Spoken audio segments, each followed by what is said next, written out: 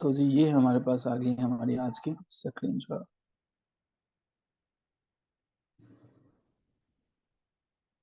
अच्छा जी।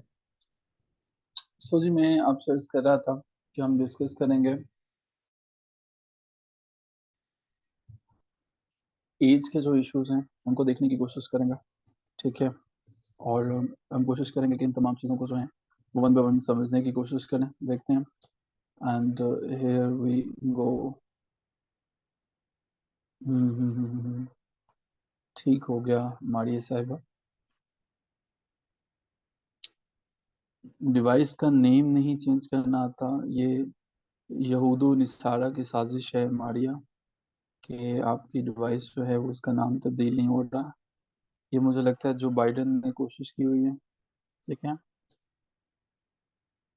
ये उसी की कोशिशों का समर है। ओके जी। सो एज प्रॉब्लम जो है वो, एज प्रॉब्लम का मतलब ये होता है कि जनाब, जब आपने जो है फॉर एग्जांपल कुछ भी जो है वो एज के इश्यूज को देखा, एज को रिलेट करने की कोशिश की, प्रॉब्लम आपसे जो पूछी जा सकती है वो ये पूछी जा सकती है कि जनाब कैसे जो है एज से रिलेटेड क्वेश्चंस आएंगे, एज प्रॉब्लम को सॉल्व कैसे किया जा सकता है। इस तरह के क्वेश्चंस जब भी आपके पास आते हैं तो दो तरह से ये क्वेश्चंस जो है वो आते हैं। ठीक है। एक तो तरीकेकार ये है कि पहला तरीकेकार ये है, पहला मेथड ये है कि इसको आप इक्वेशन मेथड से सॉल्व करेंगे। अब सर ये इक्वेशन मेथड क्या है, इससे हम किस तरह से सॉल्व कर सकते हैं। पेपर में क्वेश्चन आ गया तो क्या सबसे पहले हम कोई इक्वेशन बनाना शुरू कर देंगे, किस तरह से हम लोग जो है वो आगे चलेंगे। जरा ढंग से मेरी बात समझने की कोशिश कीजिएगा। ये आपको थ्रू आउट द करियर आपको जो है वो मदद मिलेगी, खसूसन उन लोगों को जो वन पेपर में और सीएसएस के एबिलिटी पेपर में जो है वो मैथ के सेक्शन में अपेयर हो रहे हैं, उनके लिए ये बहुत इंपॉर्टेंट है। एक बात तो ये है कि जी इक्वेशन मेथड पहला तरीक़ाकार है। जब भी एज से रिलेटेड आया कि वो बाप था, उसका बेटा था, सन था, मदर थी, इस जैसे क्वेश्चंस को जब भी आपको सॉल्व करना होगा तो आपके पास एक क्वेश्चन जो है एक तरीक़ेकार उसका एग्जिस्ट करता है, वो है इक्वेशन मेथड। इक्वेशन मेथड में आप जो है वो दो स्टैंडर्ड इक्वेशंस बनाते हैं। पहली इक्वेशन शो क्या करती है, प्रेजेंट को, और दूसरी इक्वेशन शो करती है फ्यूचर को। ठीक है। Khatija, Insha, Manoor and the rest of the people please focus कीजिएगा इस बात के ऊपर जो है वो। ठीक है। तो हमने जब भी एज से मुतल्लिका हमारे पास जो है वो क्वेश्चंस पूछे जाते हैं तो हमें दो तरह से उसने जो है चीज़ें पूछी। एक हमारे पास उसका सिंपल सा तरीके का ये था कि उसने ये पूछने की कोशिश की कि जनाब जो हम प्रेजेंट की बात करेंगे वो प्रेजेंट को दिखाएगा और दूसरा जो है वो फ्यूचर को दिखाएगा। ये जो है वो 5 मार्क्स का क्वेश्चन आ जाता है सीएसएस में, और इस दफ़ा एमपीटी में भी बेइंतहा क्वेश्चंस की भरमार थी। और ये जो हमारे पास जनरल पेपर है पीपीएससी का, उसके अंदर भी ऐसे क्वेश्चन को 4 से 5 वो दे देता है। अब करना ये है, एक मिसाल को समझिएगा। फॉर एग्जाम्पल जी, ए फादर इज 3 टाइम्स, एक बाप जो है वो 3 टाइम्स ओल्ड है अपने बेटे से। आफ्टर 15 ईयर्स, 15 साल के बाद बाप की उम्र जो है वो डबल हो जाएगी अपने बेटे की उम्र से। उसकी अभी की उम्र क्या है। तो लोग जो है वो इसको सिंपल सा काम है कि हिसाब किताब लगाने बैठ जाएंगे कि कैसे करेंगे। आसान सा तरीकेकार है। फादर की एज जो है वो कितनी है, डाटा निकाल लें, 3 टाइम्स है। बेटे की एज कितनी है वही तो पता करनी है। ठीक है, कि बेटे की उम्र जो है वो अभी कितनी है वो हमें नहीं पता है। इसे हम एक्सपर्ट्स कर लेंगे। कितने सालों के बाद, 15 ईयर्स के बाद फादर क्या हो जाएगा, अपने बेटे की उम्र से डबल हो जाएगा। हमने इस डाटा में जो जो मौजूद था, पहले स्टेप में ये किया कि जो चीज़ें हमें पता थी वो, और जो चीज़ें हमें पता नहीं थी उनको निकालने की कोशिश की। बेटे की जो है वो हमने एज देखी कितनी है। बेटे की एज थी हमारे पास एक्स, हमने डिसाइड की ये एक्स है। फादर जो है वो जब 3 टाइम्स है तो हमें इक्वेशन बनाने की कोशिश करते हैं। इक्वेशन जब हमने बनाई तो वो क्या थी, इक्वेशन ये रही कि जी फादर जो है वो 3 टाइम्स ओल्ड है। तो 3 टाइम्स जो है वो एक इक्वेशन तो ये बनी 3x फादर की। ये हमने जो फादर की एज देखी थी। आफ्टर 15 ईयर्स, कितने सालों के बाद जो है, 15 सालों के बाद क्या होगा, बाप की उम्र वही हो जाएगी जो कि बेटे की उम्र है। ठीक है, as old as is son's age at that time. बेटे की उम्र हमने क्या रखी थी, एक्स। कितने सालों के बाद, 15 सालों के बाद। आसान कर लें, ये रखी हमने फादर की, बेटे की उम्र को हमने जो है क्या लिखा हुआ है, एक्स फर्ज किया है। और बाप की एज क्या है, 3x है, जो कि हमने फादर के बारे में उसने बताया। अब हमने क्या किया, अब उसने बताया कि 15 सालों के बाद दोनों तरफ इक्वेशन के हमने 15 ऐड कर दिया, इधर भी और इधर भी हमने ऐड कर दिया। अब जब हमने ऐड किया तो उसने कहा आफ्टर 15 ईयर्स होगा क्या, father will be twice as old as his son. तो ये जो हमने ट्वाइस सन की जगह ऐड कर दिया, 3x + 15 हमारे पास आया, और यहाँ पे हमारे पास 2x + 30 आ गया। 3x जो है, ये 2x इधर आ जाएगा, माइनस का हो जाएगा। 30 था, ये 15 उधर चला जाएगा, माइनस का हो जाएगा। x बराबर है हमारे पास आ जाएगा 15 के। और जब बाप की उम्र जो है वो हमने निकालनी है, तो 3x में ऐड कर देंगे, तो 45 आ जाएगा हमारे पास आंसर। ठीक है, 45 आंसर आएगा। और 45 हमें क्या बताएगा, ये बताएगा कि जी बाप की उम्र जो है, जो अभी प्रेजेंट एज है, वो 45 है। दोबारा से देख लीजिए कि जो बात मैं समझाना चाह रहा हूँ कि फादर की एज दी हुई है कि 3 टाइम्स है। जिसकी एज मालूम करनी है उसे फर्ज करना है एक्स, जो दूसरा है बाप है माँ है, उसको जो है वो उसके मुताबिक 3 टाइम्स है, 5 टाइम्स है, आपने वैसे लिख लिया। अब आफ्टर 15 ईयर्स दोनों तरफ जो एज दी थी उसको आपने प्लस कर दिया, क्या हो जाएगा जी, ट्वाइस हो जाएगी, थ्राइस हो जाएगी, इस तरह से अपने प्रोसीड फर्दर करना। क्या ये बात क्लियर हुई है आपको, समझ में आया कि किस तरह से पता चलेंगे, यहाँ तक आपको क्लियर हुआ, हमें किस तरह से मालूम करनी है, एज कैसे पता चलनी है, समझ में आ सका, ताकि हम जो है यहाँ से आगे चलें। वेलकम फौजी शफी साहबा, आप इस टाइम हमें कम कम नजर आते हैं, कहाँ होते हैं आप?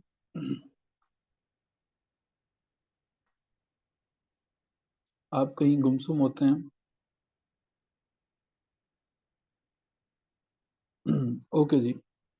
सो जी आगे देखते हैं। अच्छा, एक दूसरा तरीकेकार है हमारे पास, और उस तरीकेकार का क्या नाम है, ये तरीकेकार है शॉर्टकट मैथड। अब देखें, अगर तो पेपर में जैसे कि इंस्टा, मानूर, वो लोग जिन्होंने सीएसएस के एमपीटी में अपीयर हुए थे, आप लोगों ने देखा होगा कि अब आपके पास टाइम बड़ा कम था, घड़ी पे नजरें थी, टाइम गुजरता चला जा रहा है। अब आप हैरान हो रहे हैं कि सर इतने इतने क्वेश्चंस हम कैसे करेंगे, टाइम बड़ा कम है। अब आप ना, दूसरा मेथड है शॉर्टकट मेथड, लेकिन ये रिकमेंडेड मेथड नहीं है। ठीक है, इसका नाम ही जैसे कि पता चल रहा है आपको कि शॉर्टकट मेथड है, सिंपल सा शॉर्टकट जो है वो। अच्छा, ये रिकमेंडेड नहीं है, यूं समझ लें कि ये बस आपने करना है और आप अपनी जिम्मेदारी पे कर लीजिएगा कि शायद आपको इससे जवाब जो है वो करीब करीब मिल जाए, सही मिल जाए।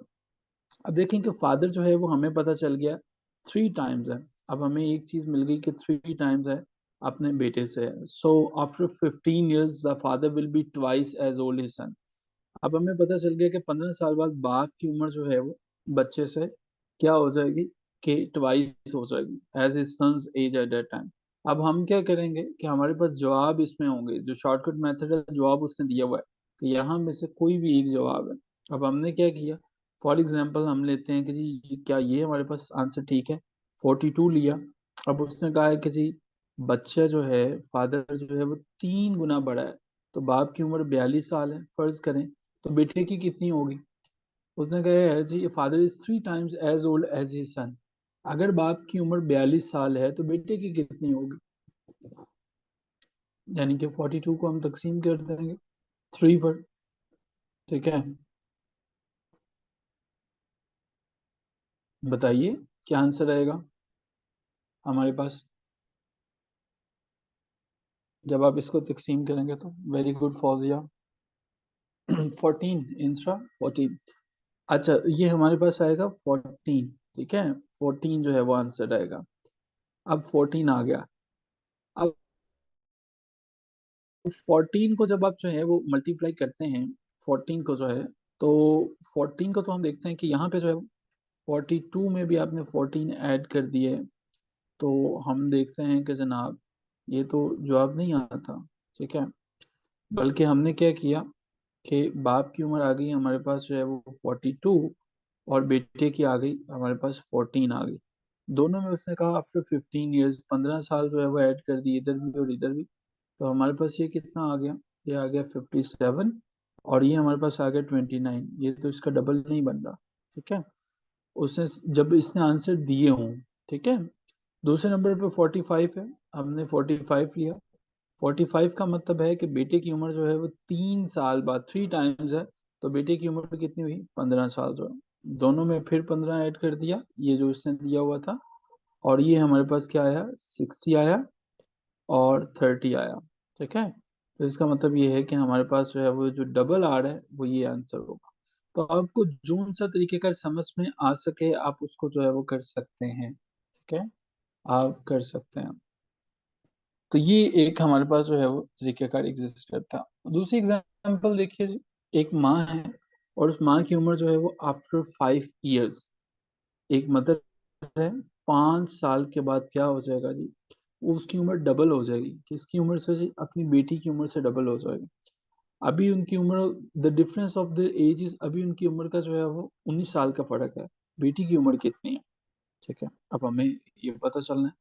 मदर हैं जी, अच्छा जी, मदर हैं तो मदर के लिए हमने एम लिख लिया। क्या हुआ जी मदर को, मदर जो है वो after 5 years will be twice. Mother को जो है वो मैंने जाहिर कर दिया एम से, और बेटी को जाहिर कर दिया किसके साथ, जो है वो डी से। अच्छा जी, क्या हो गया जी, अब मदर यहाँ पे और डी यहाँ पे, डॉटर आ गया। अब आफ्टर 5 इयर्स, अच्छा जी 5 इयर्स के बाद है, इधर भी 5 ऐड कर दिया, इधर भी 5 ऐड कर दिया। क्या हुआ जी, विल बी ट्वाइस। ये मदर वाली जो है वो फ्रैक्शन क्लोज हो गई। अब हमारे पास यहाँ पे आ गया ट्वाइस, जो उसने क्वेश्चन में दिया। देखिए, मदर एम लिखा, 5 दोनों में ऐड कर दिया। अब उसने कहा कि ट्वाइस है तो यहाँ पे हमने 2 ऐड कर दिया। ये इक्वेशन नंबर 1 आ गई, ठीक है। इक्वेशन नंबर 1 हमने ये वाली बना ली।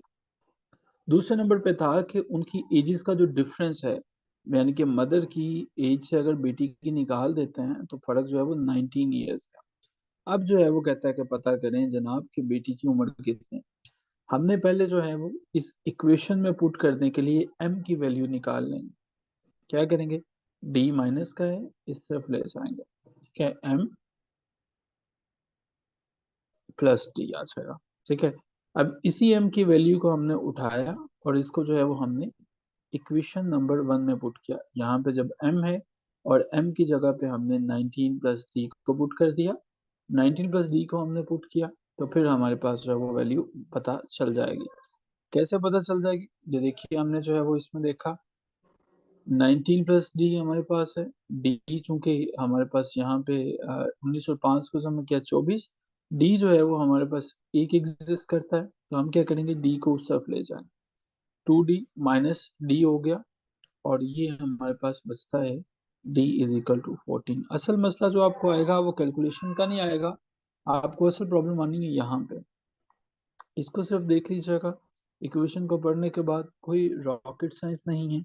एक माँ है, मदर के लिए आपने ये ऐड कर दिया, उसके बाद डॉटर है, डॉटर के लिए डी ऐड कर दिया। आफ्टर 5 ईयर, दोनों तरफ 5 साल के बाद जो क्या होगा, बेटी की एज से डबल हो जाएगी।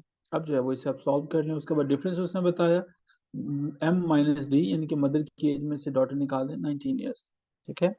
क्या ये भी क्लियर हुआ, पता चल सका आपको।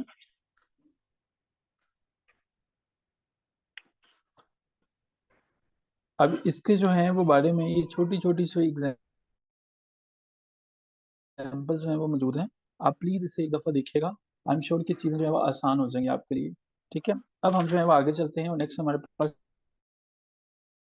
टाइम और डिस्टेंस का प्रॉब्लम।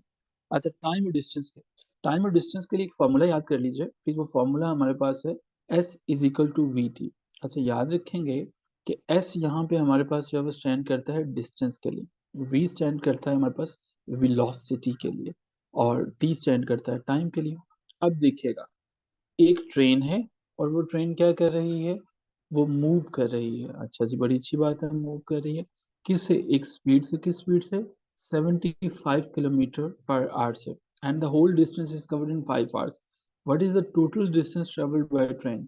अब हमारे पास जो है वो टोटल डिस्टेंस हमें जो है वो फाइंड आउट करना है। ठीक है, वो क्या है?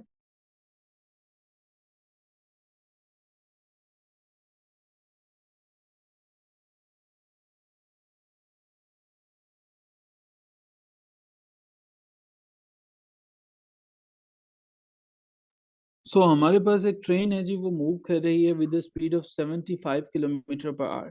अब ट्रेन की जो स्पीड है हमने उसको लिखा v is equal to 75 kilometre per hour. Time कितना है जी? 5 आवर्स हैं। एस हमें मालूम करना है। सिंपल सा फॉर्मूला है, s is equal to v t. अच्छा, लोग कंफ्यूज हो जाते हैं कि हमें कैसे डिस्टेंस फाइंड आउट करना है। So very simple formula is s is equal to v T.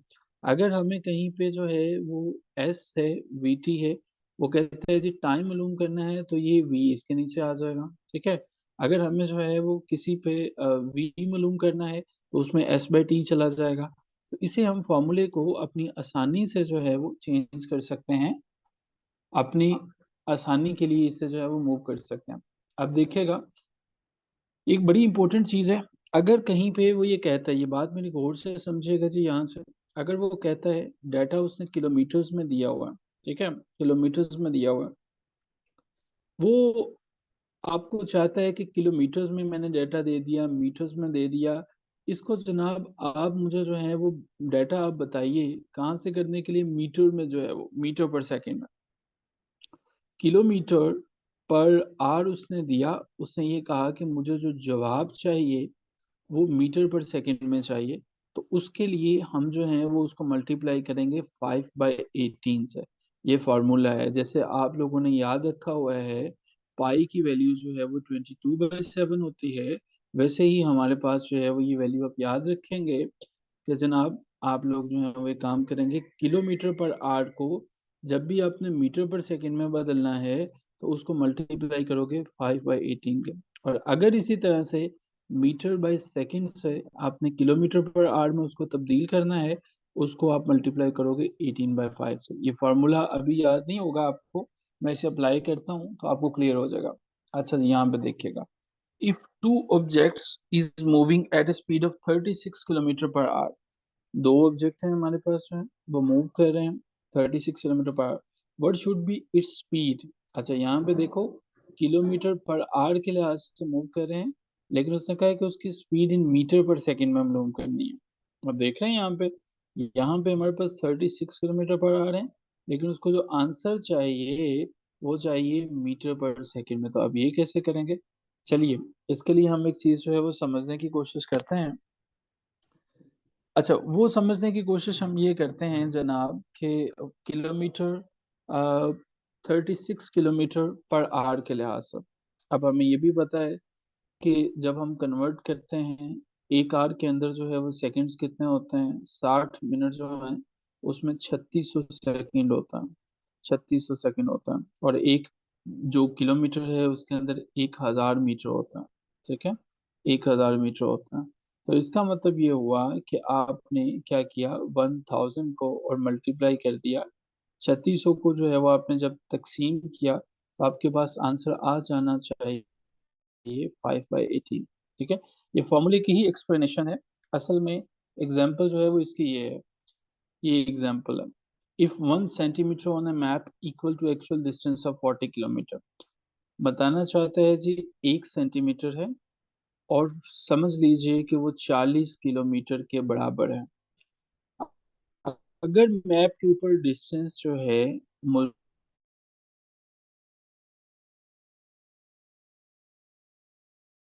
Distance है कितना, ठीक है, एक्चुअल डिस्टेंस है कितना। सिंपल सी बात है कि हम फॉर्मूला जो है देखेंगे, s is equal to v t. ठीक है, s is equal to v t के मुताबिक जो है चीज़ों को पुट करने की कोशिश करते हैं। यहाँ पे हमारे पास जो है वो उसने डिस्टेंस बताया कितना है, 40 किलोमीटर जो है वो। ठीक है, आप मुझे बताएंगे कि एस को जो है वो हम किससे जाहिर करते हैं?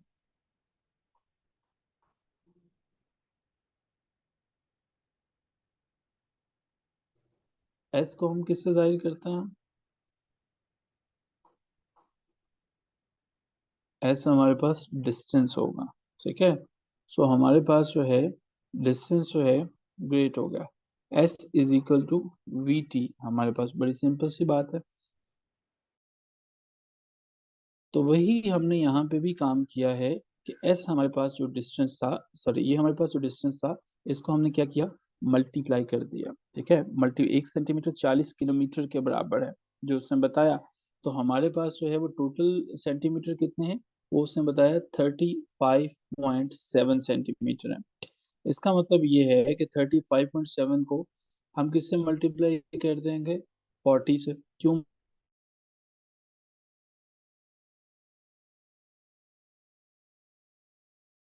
उसने कहा है कि मान लो कि एक जो सेंटीमीटर है वो बराबर है किसके, वो बराबर है 40 के, 40 किलोमीटर, 37.5 किसके बराबर होगा। तो इसको 40 से मल्टीप्लाई किया तो हमारे पास आंसर आ गया। एक और एग्जांपल देखिए।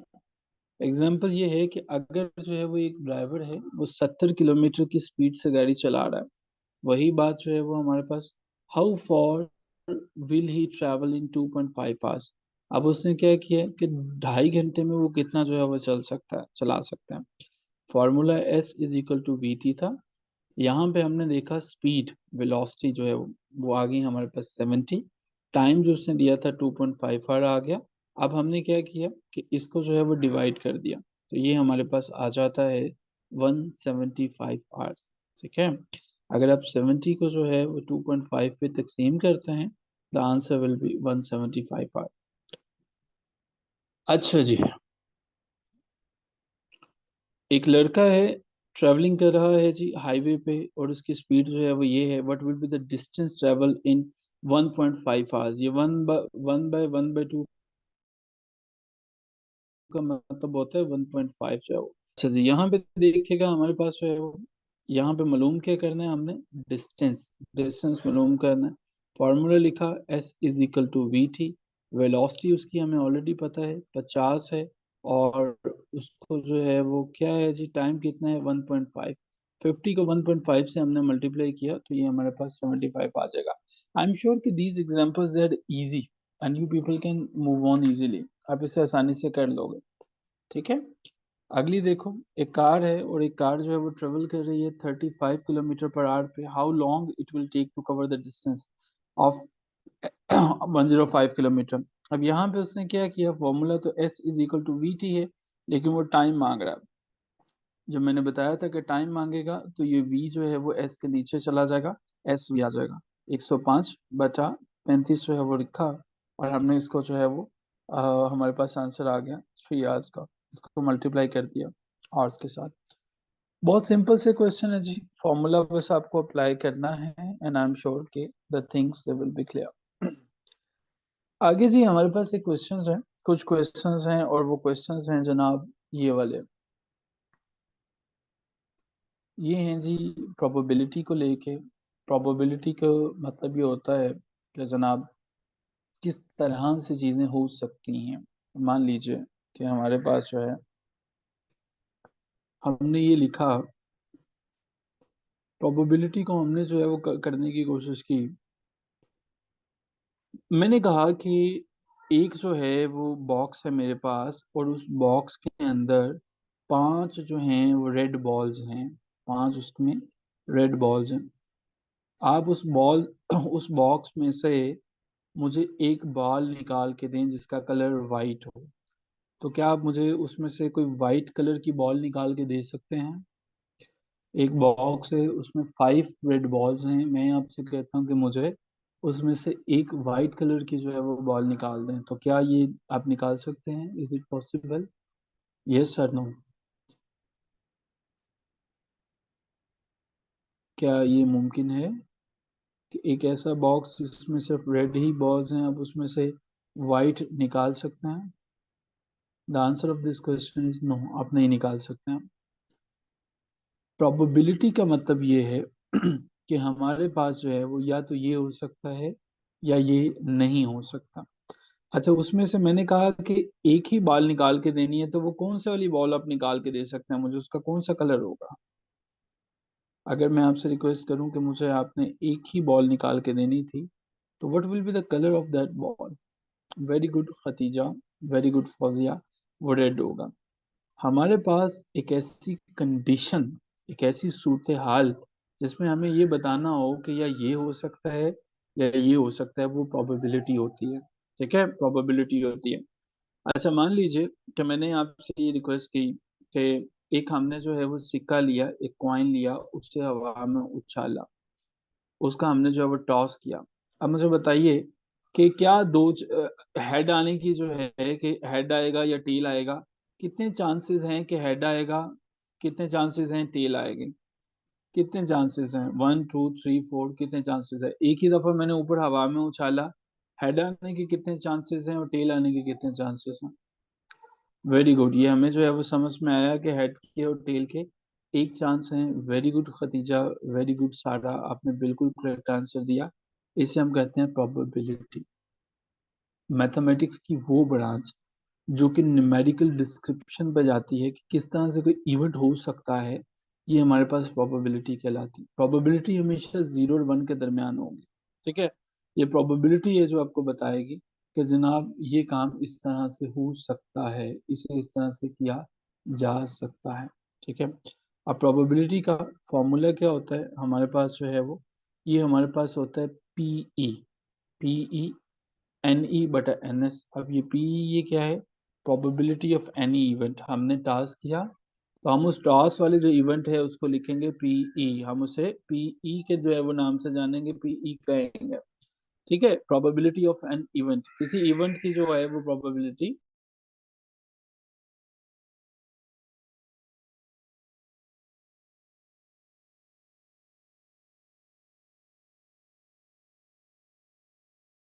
वो कहलाएगी हमारे पास पीई के नाम से जानी जाएगी, प्रोबेबिलिटी ऑफ एन इवन। अच्छा, अब जब हम बात कर लेते हैं हमारे पास जो है वो एनई क्या है, पॉसिबल आउटकम्स। ठीक है, देखिए फॉर्मूला हमारे पास है पीई और एनई हमारे पास क्या होगा, पॉसिबल आउटकम्स। हमारे इस केस में जो है कि हेड आएगा या टेल आएगी, वो 1/2 था कि दोनों में से कुछ भी आ सकता है। और एनएस का जो मतलब है वो क्या है जी, टोटल इवेंट्स जो है, टोटल आउटकम्स कितने हैं। ठीक है, क्या ये क्लियर हो चुका है, जिससे क्लियर हो चुका है वो क्लियर लिखें। पीई का मतलब होता है हमारे पास प्रोबेबिलिटी। ठीक है, एनई का मतलब है possible outcomes of the event, possible outcomes क्या है। और एनएस का मतलब है total outcome of the event. Is it clear? जी सारा, खतीजा, आपको क्लियर हो गया? अच्छा जी, एक्सलेंट। चलिए, अब हम जो है वो डिस्कस करने की कोशिश करते हैं आगे जो है कॉइन है। जिस तरह से हमारे पास कोई कॉइन है, तो जब भी हमें किसी कॉइन की टोटल आउटकम्स को डिस्कस करना होगा तो हम फॉर्मूला यूज करेंगे 2n। टू क्यों? क्योंकि टू हमारे पास टोटल पॉसिबिलिटीज है। 2/1 का मतलब ये होगा कि जो है किसी भी कॉइन को जब हमने हवा में उछाला तो उसकी दो प्रोबेबिलिटी थी कि या तो हमारे पास जो है वो हेड आएगा या टेल आएगा। जब 2/2 लिखा तो ये हमारे पास क्या है कि अब चार जो है वो पॉसिबिलिटीज हैं लेकिन कॉइन दो हैं। जब 2/3 होगा इसका मतलब है कि अब 6 पॉसिबिलिटीज हैं लेकिन कॉइन भी 3 है। ठीक है, तो ये इसको हम जो है वो प्रोबेबिलिटी कहते हैं। अच्छा जी, प्रोबेबिलिटी को अ, अब ये जो पहला क्वेश्चन है अगर आप इसको देखें तो आपको पता चल जाएगा कि इसका कितना इजी सा है ये क्वेश्चन। ये देखिएगा। अच्छा, एक चीज याद रखिएगा, 6/1 का मतलब है 6 मल्टीप्लाई 6 से करना। 6/2 का मतलब है कि हमारे पास जो है, सॉरी, 6/1 का मतलब आएगा कि 6 जो है वो इसको आप मल्टीप्लाई करेंगे 1 से, तो 6/1 का मतलब 6 होगा। 6/2 का मतलब होगा 6 को मल्टीप्लाई करेंगे 6 से 2 दफा। 6/3 का मतलब है 6 6 6। इससे कभी कंफ्यूज नहीं होना कि 6 को 3 से शायद जरूरत देनी है और 6 3 बार जो है वो हमारे पास 18 आ जाएगा, ऐसा नहीं। इसका मतलब ये है कि वो पर्टिकुलर डिजिट जो है वो उतनी दफा मल्टीप्लाई होगा। अब यहाँ पे पहला क्वेश्चन है जो कि आसान आसान से क्वेश्चंस आ जाते हैं। तो ये देखिएगा, ये पहला क्वेश्चन हमारे पास क्या बता रहा है कि कॉइन को जब हमने टॉस किया तो उसकी प्रोबेबिलिटी क्या है। When the coin is toss the probability of tail is. जरा बताइए कि पहले का क्या आएगा जी आंसर, ABCD में से क्या होगा। When the coin is toss the probability of the tail is, क्या होगा? ऑप्शन बी नहीं है जी। ऑप्शन बी नहीं है। फॉर्मूले के वेरी गुड जी इंस्टा, ऑप्शन सी 1/2। अच्छा जी, when two coins are tossed the total number of the outcome is. जब टू कॉइन्स को टॉस करेंगे तो टोटल नंबर ऑफ क्या हो जाएंगे? मैंने फॉर्मूला बताया था, 2/2 हो जाएगा, तो कितने हो जाएंगे? क्या ऑप्शन आएगा यहाँ पे? क्या आ जाएगा आपके पास जो है वो? बी। आपके पास 4 आ जाएगा।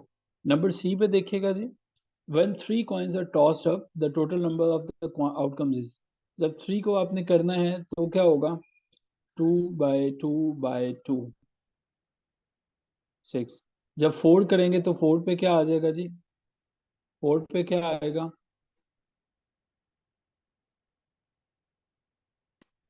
16 आ जाएगा। आई एम श्योर कि ये चीजें आपको क्लियर हो चुकी हैं।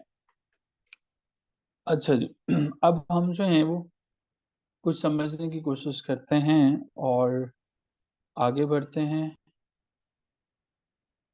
और नेक्स्ट हमारे पास जो है वो जनाब आ जाता है ये। अच्छा जी, ये कुछ क्वेश्चंस हैं जो कि 5-5 नंबर का सीएसएस का क्वेश्चन आया हुआ है जी। सीएसएस में वो कहते हैं जी, 300 had global had blood group A. A कितना है जी? 325 है। बी कितना है जी? 250 है। और ये जो है वो आपने देखने हैं कि 300 लोग हैं, उनका ब्लड ग्रुप ए है, 325 का बी है, 250 जो है वो उनका ओ है, और ये 125 है। अब ये मुझे बताइए कि आपने blood groups of the inhabitant world check, it was found that 600 people possess blood group A, calculate the probability of having blood group B and calculate the probability of the having blood group O। अब ये हमें पता करना है। ये कैसे करेंगे? ध्यान से समझिएगा कि हमने जो है वो निकाल लेना है हर एक का ब्लड ग्रुप जो है वो, ठीक है? कि 300 है, 300 का क्या है जी? ए है। 325 है, इनका क्या है जी? बी है। हर एक का हमने अलग अलग जो है वो करते चले गए। अच्छा जी, 250 है, इनका क्या है? इनका ओ है। 125 है, इनका क्या है? इनका ए बी है। ठीक है, अब जरा इनको जो है वो जमा कीजिएगा। ठीक है,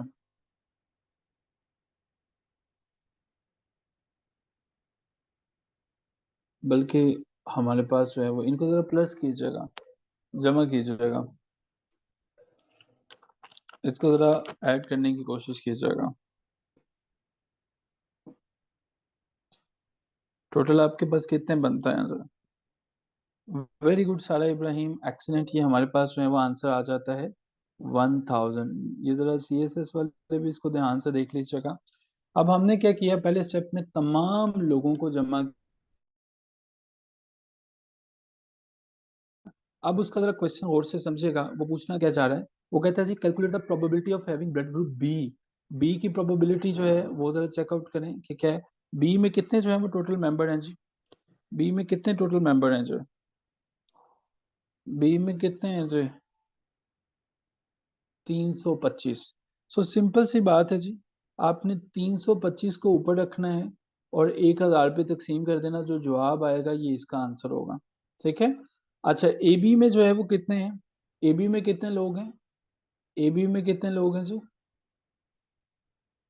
ए बी में कितने हैं? 125 है। अच्छा जी, अगर आप जरा ये बात देखें, यही बात, यही आंसर जो है वो यहाँ पे भी आपको नजर आ जाएगा, जो कि मैं बताना चाह रहा हूँ। 325 को जब आपने 1000 पे डिवाइड किया, और ये जब आपने जो है वो आप इसको डिवाइड किया 125 को, सॉरी ये 125 जो है वो ये 125 का, और ये उसने उसका जो है वो बताया। I am sure the things they are easy for you people, और आप इसे आसानी से समझ सकते हैं। इसी तरह से एक और जो है वो मिसाल समझिएगा। ये भी सीएसएस के पेपर में जो है वो लिया गया क्वेश्चन है, जरा ध्यान से समझिएगा। 5 नंबर का ये सवाल था, और ऑब्वियसली वन पेपर में तो आ ही जाते हैं। एक कार्ड है, एक रैंडम बॉक्स है जी, ये मेरे पास बॉक्स है, जरा समझने, मैथ का पोर्शन बड़ा इजी होता है कंपटीशन एग्जाम्स में। इसको जी वो कहते हैं एक बॉक्स है, इसके अंदर जो है वो 12 कार्ड्स हैं। उनके अंदर जो है वो कौन से 12 कार्ड हैं जी? 1 2 3 4 5 से लेके 12 तक जो है वो कार्ड है। ठीक है जी, हैं। कहते हैं जी, find the probability of drawing 8, कि नंबर 8 को ड्रा करने की प्रोबेबिलिटी क्या है, वो ये बता रहा है। आप जरा मुझे बता सकते हैं कि प्रोबेबिलिटी क्या है? सादा लफ्जों में पूछूं, कितनी दफा उस बॉक्स में से हम नंबर जो है वो 8 निकाल सकते हैं? ये बताइए जरा, कितनी दफा निकाल सकते हैं हम? एक बॉक्स है, उसमें 1 से 12 तक जो है वो कार्ड्स पड़े हुए हैं, हम कितनी दफा उसमें से नंबर 8 वाला कार्ड निकाल सकते हैं? Very good Insta. लेकिन टोटल जो है वो हमारे पास कार्ड कितने थे? टोटल कार्ड कितने थे? टोटल कार्ड कितने? 12, सो 1/12। प्रोबेबिलिटी आई एम श्योर कि आपको ये क्लियर हो गई। यहाँ पे देखिएगा 1/12 इसका पहला आंसर है। उसका दूसरा क्वेश्चन सुनिएगा, वो ये है कि एन इवन नंबर, आप कितनी दफा इवन नंबर जो है वो निकाल सकते हैं? अब इवन नंबर जरा देखिएगा क्या होते हैं। जो हमारे पास जो है वो इवन नंबर ऐसे होते हैं कि जो जनाब 2 पर तकसीम हो सकते हैं, 7 हैं, 8 हैं, 9 है, 10 है, 11 है और 12 है। अब देखिएगा, एक इवन, दो इवन, तीन इवन, 4, 5 और 6, कितने इवन इवन हो गए? 6। अब जो है वो 6 जो है वो हमने क्या किया, इसको 6/12 कर दिया। वही जो है वो 1 बाय, हमारे पास जो है वो क्या आ गया? 2। ठीक है, 1/2 हमारे पास आंसर आ गया। ठीक हो गया। ये देखिए 1/2 आंसर है। इतना सा काम है। अच्छा, अब परफेक्ट स्क्वायर जो है वो, अब परफेक्ट स्क्वायर जो है वो क्या होता है हमारे पास? हम 3/3 भी कर सकते हैं। ठीक है, 3/3 जो है वो एक परफेक्ट स्क्वायर होता है। ये 9 होता है। तो हम ये भी लिख सकते हैं कि भाई ये हमारे पास एक परफेक्ट स्क्वायर है। इसको जो है वो लिखा जा सकता है कि एक परफेक्ट स्क्वायर क्या है? 3/3 का स्क्वायर हमने जो है वो ले लिया। ठीक है, यानी कि 3 की 2 हमारे पास आ गया।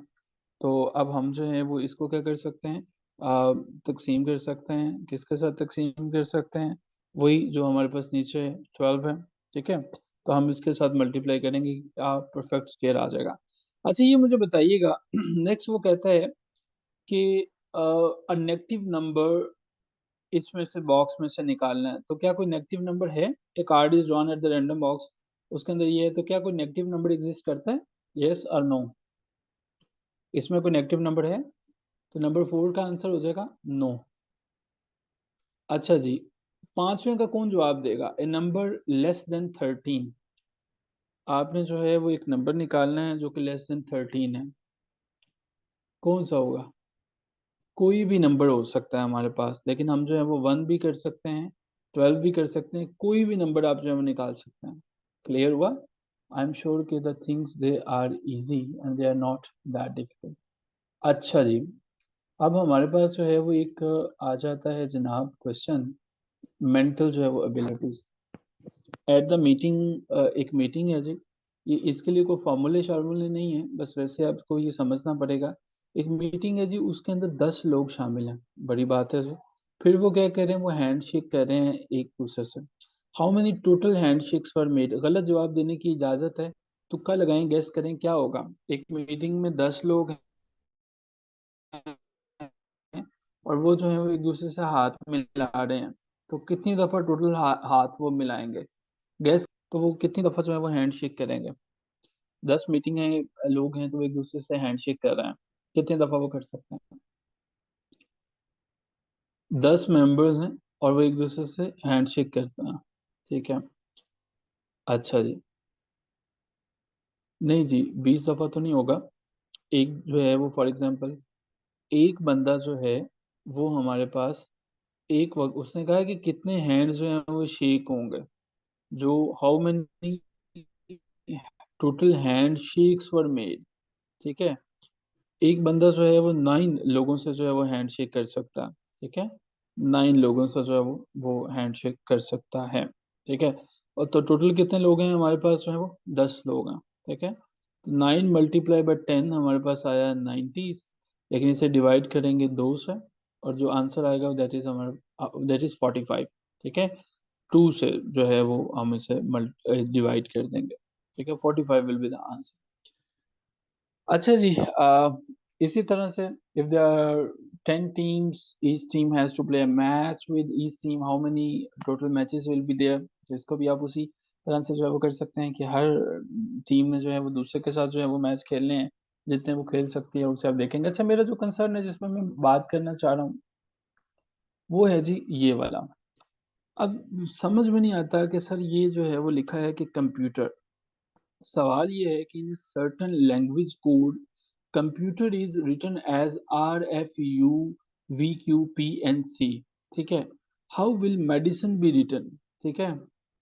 How will medicine be written, how will medicine be written.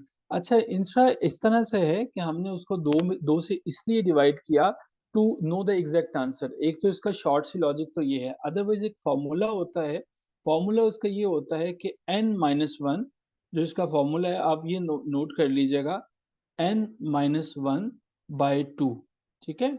जब हमने फाइंड आउट करना हो कि टोटल हैंडशेक्स कितने थे, how many total matches will be there, all these things हम इस तरह से पता कर सकते हैं, ठीक है। n-1/2, ठीक है। ये हमारे पास है, इन्होंने लिख भी दिया। अब जी ये हमारे पास है, did I answer your question? इंस्रा कंप्यूटर है जी, और इसको हमने जो है वो ये की लिखा। अब मेडिसिन को जो है वो किस किस तरह से कोड लैंग्वेज में लिखा जा सकता है। अच्छा यार देखो, इसके मल्टीपल तरीकेकार होते हैं, मैं दोनों जो है वो बता देता हूँ आपको। पहले तो ये देखो, समझने की कोशिश करो। मैंने लिखा सी, कंप्यूटर को लिखने की कोशिश करता हूँ जी।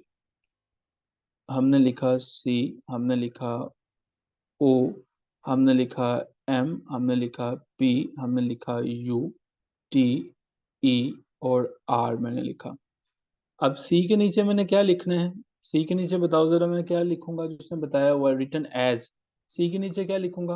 आप मुझे बताएंगे। मैं लिखूंगा, क्या लिखूंगा पहले? आर, ठीक है। आर जो उसने ये दिया हुआ है ना मुझे, ये वाले वर्ड्स में वो दिए कि ये इसके बराबर है, इसको ऐसे लिखा जा सकता है, आर देंगे। ओ के नीचे हमारे पास क्या आएगा? ओ के नीचे क्या आएगा? ओ के नीचे आ जाएगा एफ। एम के नीचे जो है वो क्या आ जाएगा? एम के नीचे क्या आ जाएगा? एम के नीचे आ जाएगा यू, ठीक है। एम के नीचे हमारे पास आ गया यू, ठीक है। इसी तरह से पी के नीचे हमारे पास जो है वो आ जाएगा वी। यू के नीचे हमारे पास जो है वो आ जाएगा क्यू। और टी के नीचे आ जाएगा एन। ई के नीचे आ जाएगा पी। और इसके नीचे आ जाएगा सी। अब मल्टीपल तरीके हैं, पहले मैं ये बता रहा हूँ जो कि एक देसी तरीक़ाकार है, जिससे कभी काम करेगा कभी नहीं करेगा। फिर मैं आपको इसका ऑथेंटिक तरीक़ेकार भी बता देता हूँ। अगर तो टाइम कम हो तो पहले इससे ट्राई कर लेना, अगर टाइम जो है ज़्यादा हो तो फिर दूसरा वाला तरीक़ेकार ही लगाना, ठीक है। पहले अब ये देखो, सी को मैंने देखा कि यार इधर से इसके दरमियान कोई लिंक है, और आर इससे इसके दरमियान कोई लिंक है, ठीक है। अब मैंने देखा कि यार ये तो दोनों के दरमियान कोई ना कोई लिंक है। अब सी जो है वो हमारे पास है ये, और आर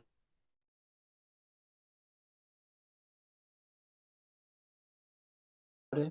अच्छा जी, साथ कहीं पे कनेक्शन, ठीक है। अब देखने की कोशिश करते हैं, ढूंढने की कोशिश कीजिएगा, ठीक है। लिंक इस करते हैं, कोशिश करते हैं। अब मैं भी आपके साथ पहली दफा इसको ट्राई कर रहा हूँ, आई एम ट्राइंग कि इसका जो है वो लिंक हम इस्टेब्लिश कर सकें। अगर कोई ऐसा लिंक है तो हम उसको ढूंढने की कोशिश करते हैं कि लिंक है। अच्छा, इसमें जो है वो क्या है, ई के बाद ABCDEF है, ठीक है। तो ई से एफ आता है, तो यहाँ पे OMNOP है। ओ के बाद जो है वो पी आ जाता है, वो है। इसके बाद एम है, तो एम के बाद यहाँ पे एन है, ठीक है। देख रहे हैं एक लिंक जो है वो बनता चला जा रहा है। टी है, तो टी के बाद जो है वो यू है, ठीक है। सो हम लोग क्या कर सकते हैं, जिस तरह से ये कनेक्शन पाया जाता है, हम ऐसा कर सकते हैं कि उस तरह से भी लिख सकते हैं। लेकिन ये तरीके का थोड़ा सा मुश्किल है, लेकिन ये उस केस में कि जब आपको चार ऑप्शन में से किसी एक को पिक करना है, तो आप दोनों को लिख के जो है वो देख सकते हैं, इससे आंसर मिल जाएगा कि कौन कौन सा करीब है। जो तरीकेकार मैं समझाने जा रहा हूँ वो तरीकेकार ये है जो आप करेंगे, और वो है अथेंटिक मेथड, वो ये है, ठीक है। वो जी ये है आपके पास, ठीक है। ये है जी जिसको आप देखोगे। अब ये क्या है जी, इसमें अल्फ़ाबेट्स की जो है वो डिवीजन देख लो, ठीक है। अल्फ़ाबेट्स की डिवीजन है, ए को जो है वो 1 2 3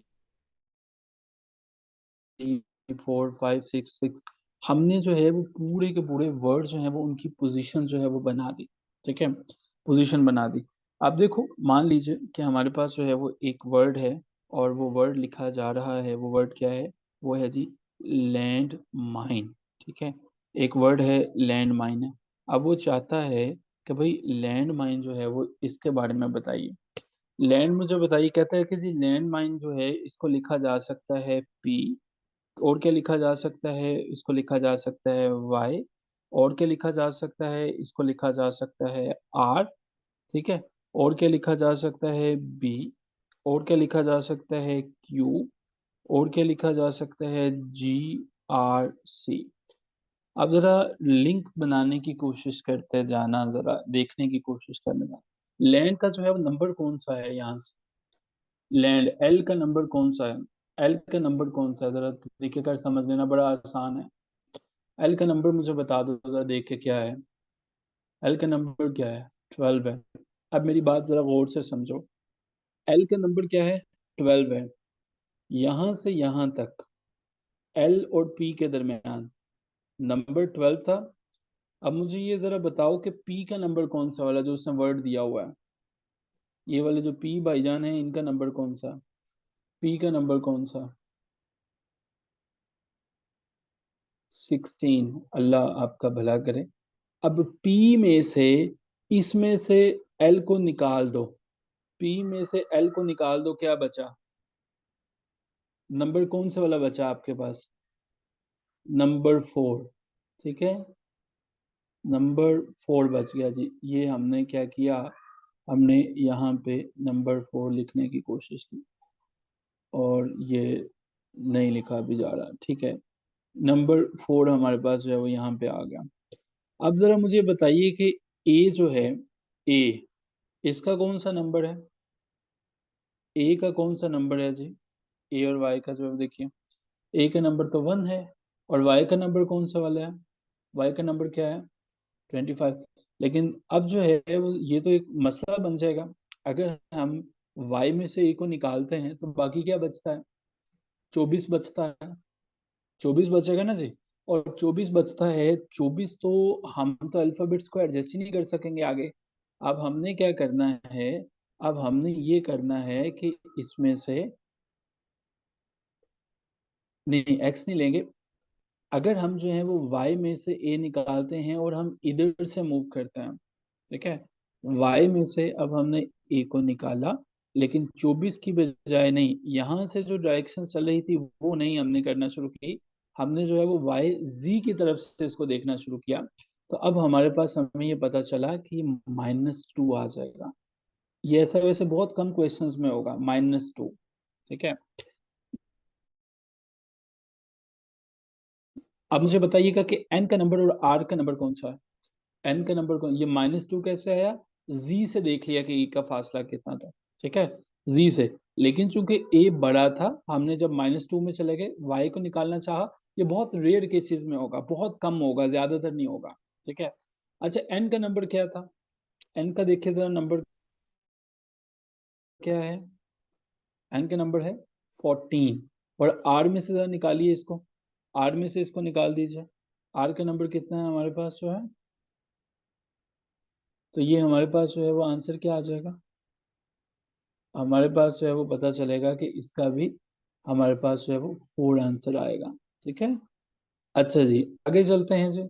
आगे जरा मुझे ये बताइए कि नंबर क्या है जी डी का? डी का और बी का। डी का नंबर 4 है, बी का 2 है, तो क्या लिखेंगे हम? डी में से बी को निकालेंगे तो क्या लिखेंगे? हम लिखेंगे, डी में से बी को निकालेंगे तो 2 लिखेंगे। 2 आया हमारे पास। अच्छा जी, क्यू का नंबर है जनाब 17 और एम का नंबर है 13। अब मुझे बताइए, जब क्यू में से हमने 13 को निकाला तो क्या लिखेंगे? क्यू में से 13 को निकाला यानी कि 17, नंबर 4 बचा। अब मुझे बताइएगा कि जी में से आई को निकाला। जी का नंबर हमारे पास क्या है, जरा देखते हैं जी, 7 है। और आई को निकाला तो ये हमारे पास जो है वो है जी 9 है हमारे पास जो है वो। ठीक है, तो जी में से आई को निकालना, हमारे पास क्या आएगा यहाँ पे? जी को क्या -2 आ जाएगा हमारे पास, -2 आ जाएगा। तो ये रहेगा जी, -2 आ जाएगा। आर में से एन को निकाल दीजिए, आर में से एन को निकाल दीजिए। 18 है और 18 में से आप निकाल दीजिए जरा, एन का नंबर क्या है जी, एन का नंबर 14 है। तो आपके पास जो है वो 4 आ गया। और इसी तरह से सी में से ई को निकाल दीजिए, सी में से ई को निकालिए। सी का है 3 और आपके पास ई जो है वो उसका क्या है, 5 है। तो भी क्या आ गया आपके पास यहाँ पे, -2। अब हजूरे वाला, ये बेसिकली वो पोजीशंस आपके पास आ गई जो उसने आपको कोड दिया। फॉर एग्जांपल उसने हमसे ये कहा कि अब आपको पता करना है होम मेड के बारे में। ये कोड जो है वो हम लोगों ने याद रखा। अब हमें वो कहता है कि जी होम मेड, ये अपने पास नोट कर लें। अ, कोई कोई बस इसे ना चैट बॉक्स में लिख दे एक दफ़ा, या मैं इसे अपने पास चलें लिख देता हूँ। ये हमारे पास आ गया, 4 है, -2 है, बल्कि -2, 4, 2, 4, -2, 4, -2 आ गया। अब मुझे उसने ये कहा कि जी आप जो हैं वो पता करें, मैं इसे डिलीट कर रहा हूँ। अब उसने कहा जी होममेड का पता करें। होम, HOME, कि इसको हम किस कोड में लिख सकते हैं। अच्छा जी, एच का कोड क्या है, एच का कोड क्या है हमारे पास, जो यहाँ से देखिएगा 8 है।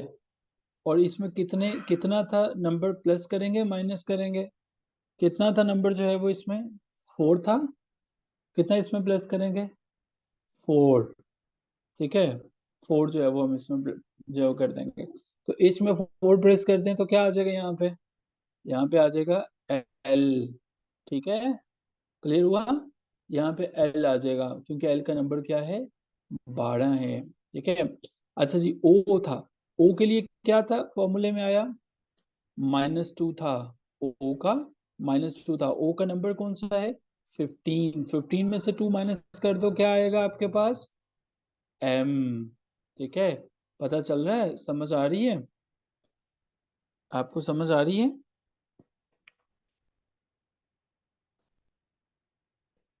ठीक है। अच्छा, अब एम का देखो, एम का नंबर क्या है आपके पास, 13। एम में से क्या ऐड करना था, 4 ऐड करने थे।